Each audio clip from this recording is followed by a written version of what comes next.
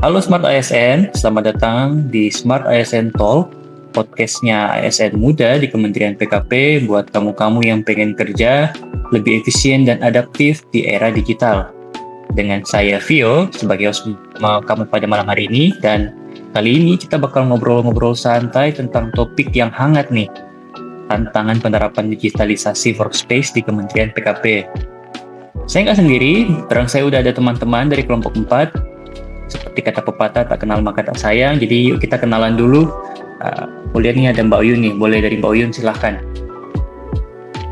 Halo semuanya, saya Uyun dari bidang IT. Sekarang saya lagi sering ngurusin sistem dan juga keamanan data kantor. Halo semuanya, perkenalkan saya Yasra. Saat ini saya tergabung dalam tim kerja Subbagian Umum dan Tata Usaha, di mana biasanya saya sering mengurus administrasi kantor seperti surat menyurat, dokumen administrasi, dan juga laporan. Jadi saya pribadi sudah merasakan perubahan terkait digitalisasi di zaman yang modern ini. Oke, baik, salam kenal semua. Saya Ulfa, saya dari perencanaan. Saya dan tim banyak menggunakan aplikasi kolaborasi untuk penyusunan laporan dan program kerja.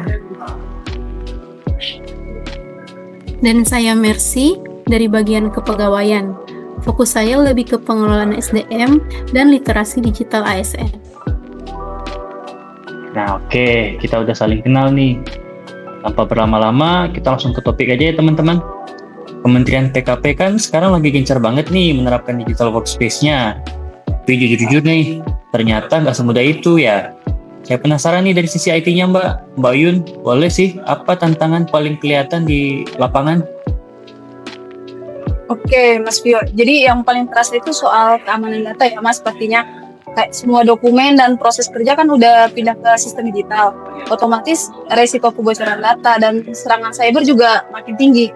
Nah, masalahnya belum semua unit kerja itu punya proteksi yang kuat. Kadang kayak passwordnya masih sederhana, terus akunnya masih di-share bareng sama orang lain. Nah, padahal kan itu bahaya sekali ya, Mas, sebenarnya. Wah iya ya, ngeri ya. Itu kayak kebiasaan kecil, tapi dampaknya besar itu. Kalau dari sisi umum gimana nih Mbak Yasra? Kalau dari Subbagian Umum sendiri, tantangan yang paling besar itu sebenarnya adaptasi kebiasaan, Mas. Banyak rekan kerja kita itu yang masih terbiasa untuk bekerja secara manual, terutama untuk rekan-rekan kerja kita yang umurnya udah nggak muda lagi ya.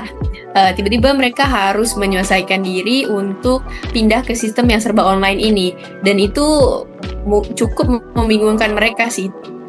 Tapi sebenarnya kadang di kerjaan itu memang lama di awalnya aja, tapi seiring dengan waktu berjalan mereka belajar, lama-lama justru kerjaan itu jadi lebih cepat karena pakai digitalisasi ini. Ya, benar tuh, kayak sepengamatan saya juga. Bukan cuma adaptasi ya, tapi juga sinkronisasi antar bagian. Kadang satu unit udah full digital nih, unit lain masih campur manual, jadi prosesnya belum sepenuhnya lancar gitu. Oke. Nah, dari hasil analisis kelompok kita nih, kita sepakat dulu ya, ternyata akar masalah utama ada di lemahnya integritas dan keamanan data ya berarti. Nah, kalau dari Mbak Mercy nih, bisa jelasin dikit nggak? Kenapa itu jadi yang paling serius? Ya, karena data itu aset yang paling utama. Kalau keamanan datanya lemah, bisa berisiko bocor atau disalahgunakan. Apalagi data di Kementerian PKP kan banyak yang strategis tuh, terkait proyek nasional dan keuangan negara.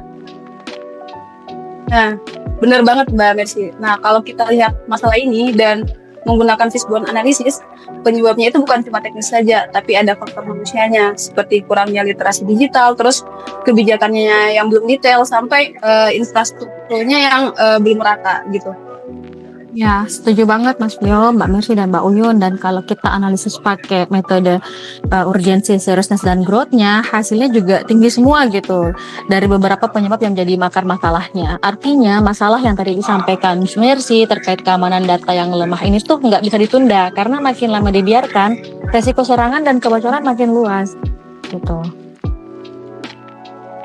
Iya ya, jadi sebenarnya ini bukan cuma masalah IT-nya aja ya Mbak ya, tapi juga sebenarnya di budaya kerjanya juga.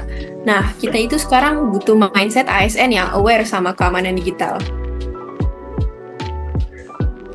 Oke, kita udah sepakat kan tadi akar masalahnya itu di keamanan data dan mindset digital dari ASN itu sendiri. Karena nih aku mau nanya nih buat teman-teman nih, menurut teman-teman di sini, ada nggak ide-ide kreatif, ide-ide untuk solusi gimana sih supaya bisa merubah mindset dari ASN?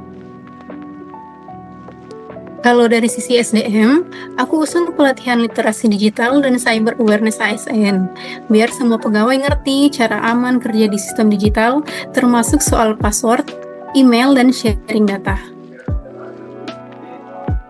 Nah, aku setuju banget nih Mbak Mercy. Kalau dari sisi teknologi ya, ide solusinya itu bisa diterapkan menggunakan sistem backup otomatis dan juga aktivasi CSOR atau biasa itu dikenal dengan Computer Security Incident Response Team. Jadi kalau ada tiba-tiba misalkan kita itu udah punya tim tanggap darurat cyber internal ya Mas. Jadi mereka langsung siap turun tangan. Nah, iya juga sih. Tapi menurut saya itu sebenarnya yang paling inti itu ada di kebijakan. Kita perlu buat SOP untuk keamanan digital atau aturan Zero Trust Policy. Artinya nggak boleh lagi sharing akun antar pegawai. Semua akses harus punya tanggung jawab individu masing-masing. Iya, selain itu menurut saya sosialisasi juga penting. Kadang peraturan udah ada nih, tapi orangnya yang belum paham gitu. Jadi kita perlu pendekatan ringan, bisa lewat konten edukasi digital singkat atau kampanye internal, misal temanya kerja aman, kerja cerdas. Wah, keren-keren nih semua idenya, semua pendapatnya. Nah, jadi intinya tuh ya, transformasi digital itu harus seimbang ya, antara teknologi, kebijakan, sampai ke kesiapan dari SDM-nya. Nah, kalau semua gagasan tadi udah diterapkan, kira-kira dampaknya bakal kayak gimana sih? Kalau dari Mbak Uyun dulu, silakan. Oke Mas Vio, jadi kalau dampak paling terasa sih pasti dari segi kecepatan dan juga keamanan kerjanya ya Mas. Data itu jadi lebih terjaga, terus kemudian kerja jadi lebih efisien. Kita kerjanya juga akan was-was atau takut lagi nih kena serangan cyber. Iya Mbak, dan yang lebih penting, muncul budaya kerja baru, yaitu ASN jadi terbiasa berpikir kritis, berhati-hati, dan tetap terbuka sama inovasi. Bener banget tuh, digitalisasi itu sebenarnya bukan cuma soal alat, tapi soal pola pikir. Kalau mindsetnya udah terbentuk, sistem apapun pasti bisa jalan. Ya, setuju banget teman-teman. Dan kalau kita semua punya digital ethics, sadar akan digital safety, dan ya membangun semangat Smart ASN tadi, pasti Kementerian PKP bisa jadi contoh transformasi digital yang sukses di pemerintahan. Wah, luar biasa semua nih insight malam ini nih.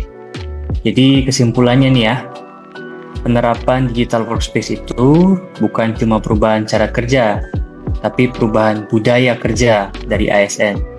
Nah, terima kasih banyak nih buat teman-teman yang udah boleh sharing malam ini. Walaupun singkat waktu kita, tapi semoga bermanfaat ya. Dan untuk teman-teman ASN lainnya, mari yuk sama-sama wujudkan ASN yang berintegritas, adaptif, dan siap menghadapi era digital. Setuju kan Mbak-mbak semua? Smart ASN, Smart governance. Smart Governance, Smart PKP.